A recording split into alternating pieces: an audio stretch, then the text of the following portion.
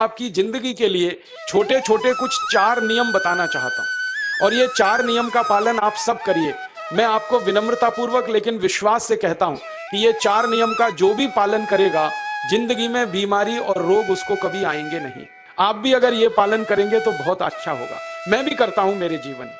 मैं पिछले 15 वर्षों से योग प्राणायाम करता हूं, उसके साथ कुछ नियम मैंने बनाए हैं, वो नियम का पालन करता हूं और वही नियम आपको बताना चाहता हूं। स्वामी जी पालन करते हैं, मैं करता हूं, हमारे लाखों योग शिक्षक करते हैं और इन नियमों का पालन करने से हमको इतना लाभ हुआ है कि कभी बीमारी आती नहीं। 15 साल से मैंने हर बार मेरा बीपी चेक किया, नॉर्मल है, शुगर नॉर्मल है, ट्राइग्लिसराइड्स नॉर्मल है, कोलेस्ट्रॉल नॉर्मल है। पिछले 15 साल में कभी सर्दी जुकाम भी नहीं हुआ, गला भी नहीं बैठा, कभी हॉस्पिटल नहीं देखा, कभी डॉक्टर के पास नहीं गए, क्योंकि जरूरत नहीं पड़ी। और वो जरूरत नहीं पड़ी क्योंकि हम निरोगी हैं, स्वस्थ हैं।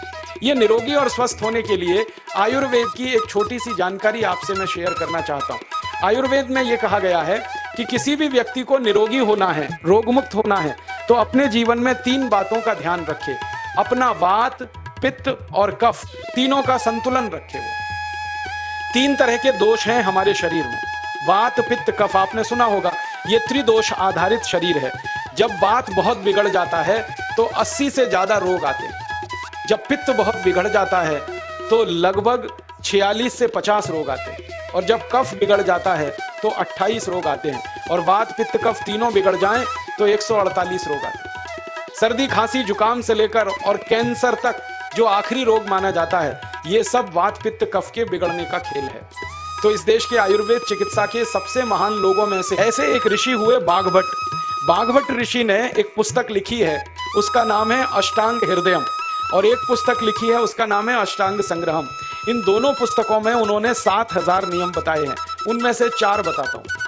अच्छे लगे तो आज से ही पालन करो और दूसरों को भी बताओ, ताकि कोई भी इन नियमों का पालन करे तो बीमार ही ना पड़े। ये चारों नियम हैं वात, पित्त और कफ को संतुलित रखने के लिए। अब वात, पित्त, कफ तीनों एक साथ आपके संतुलित रहें तो उसके लिए पहला नियम है खाना खाने के तुरंत बाद पानी नहीं पीना। कई लोग तो खाने से ज्यादा पानी पीते हैं, खाना कम खाते हैं, पानी ज्यादा पीते हैं। ये खाना खाने के बाद पानी कभी भी नहीं पीना, क्योंकि महर्षि बाघभट्ट कहते हैं भोजनांते विषम वारी, माने भोजन के अंत में पानी पियो तो जहर के पीने के जैसा।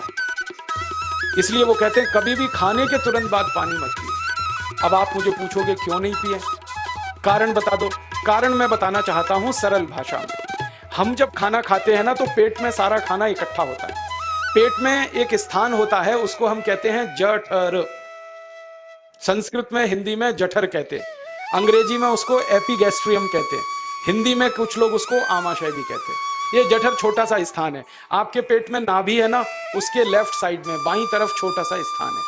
सारा खाना आपका इसी स्थान पर आता है। जो भी आप खाते हो, रोटी, चावल, दाल, सब्जी, दूध, दही, कुछ भी खाओ, सब कुछ जठर में आता है। अब जठर में जैसे ही खाना इकट्ठा होता है तो उसमें आग जलती और उस आग को कहते हैं जठर अग्नि। मिला के बोल देते हैं जठराग्नि।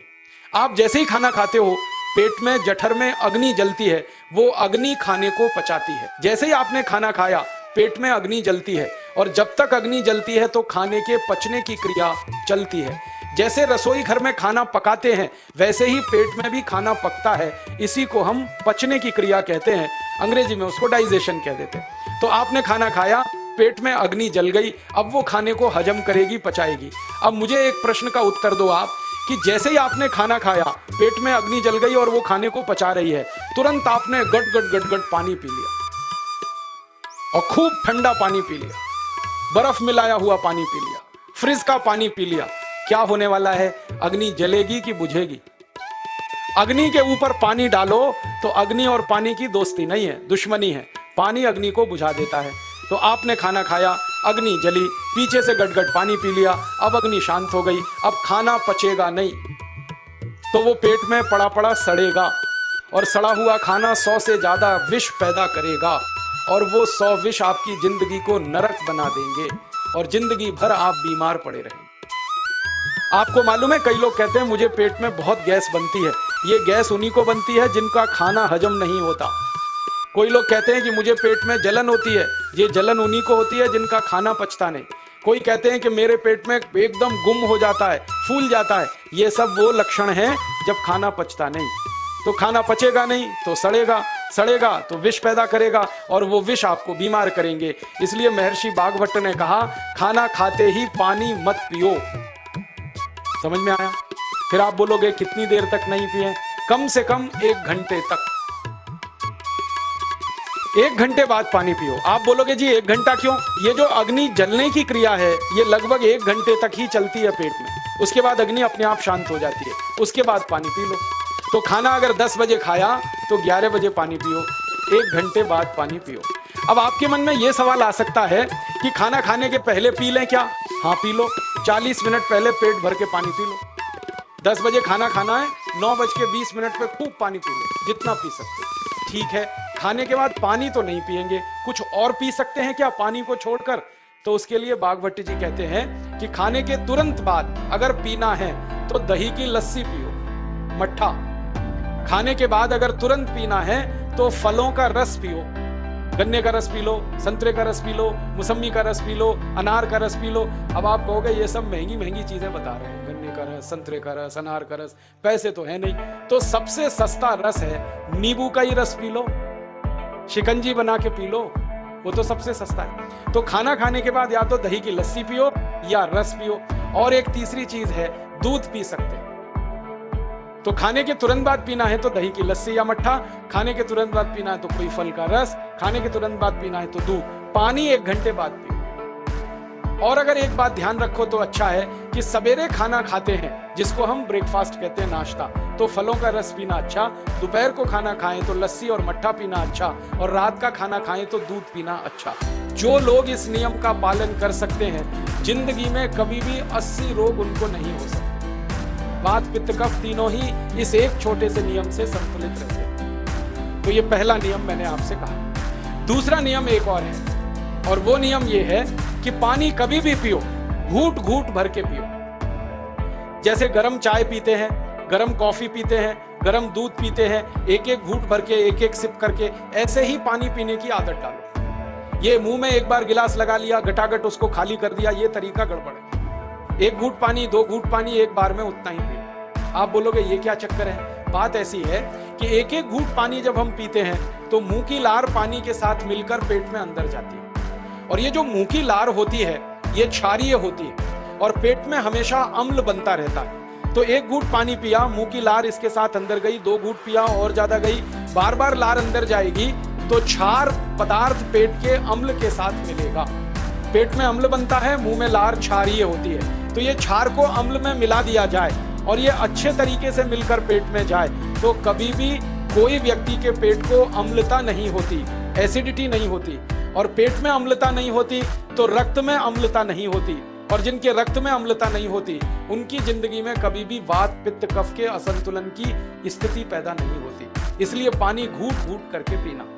मैं आपको एक छोटा सा मेरा ऑब्जर्वेशन बताता हूं, परीक्षण। आप भारत देश में या दुनिया में कहीं भी जाओ, मनुष्य को छोड़कर पशु पक्षियों को देखना शुरू करो, वो पानी कैसे पीते। किसी चिड़िया को पानी पीते हुए देखो, किसी पक्षी को पानी पीते हुए देखो, वो चोंच के 1 बूंद ही के बराबर ही पानी उठाता है। एक बार में 1 बूंद पानी लेगा, फिर थोड़ी देर चोंच चलाएगा, फिर पिएगा, फिर दूसरी बूंद लेगा, फिर चोंच चलाएगा, फिर पिएगा, फिर तीसरी बूंद। एक एक बूंद पक्षी पानी पीता है। कुत्ते को पानी पीते हुए देखो, चाट चाट के पानी पीता है। शेर को पानी पीते हुए देखो, चाट चाट के पानी पीता है। जितने जानवर चाट कर पानी पीते हैं, जितने पक्षी एक एक घूंट पानी पीते हैं, किसी भी पक्षी और किसी भी जानवर को डायबिटीज नहीं है, किसी को अर्थराइटिस नहीं है, कोई पक्षी ओवरवेट नहीं है, कोई पशु ओवरवेट नहीं है।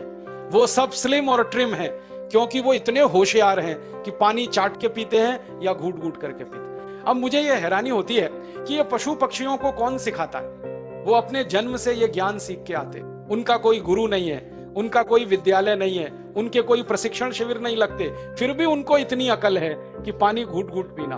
और हम ये मनुष्य जिनके इतने गुरु, इतने विद्यालय, इतने कॉलेज, सीखने वाले, सिखाने वाले, और हम मूर्खों के मूर्ख गटागट गटागट पानी पीते रहते। तो पानी पीने का तरीका बदल दो, घूट घूट भर के पानी पियो। ये दूसरा नियम है। तीसरा नियम है कि जिंदगी में कितनी भी प्यास लगे, ठंडा पानी कभी मत पियो। बर्फ डाला हुआ पानी, फ्रिज में रखा हुआ पानी, वाटर कूलर का पानी जिसका तापमान बहुत कम है, ये कभी मत पीना। क्यों?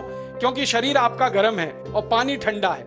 अब होता क्या है वो मैं समझाता हूं सरल भाषा में। पेट तो गर्म है, अब इसमें ठंडा पानी डाल दिया आपने तो अंदर झगड़ा होता है।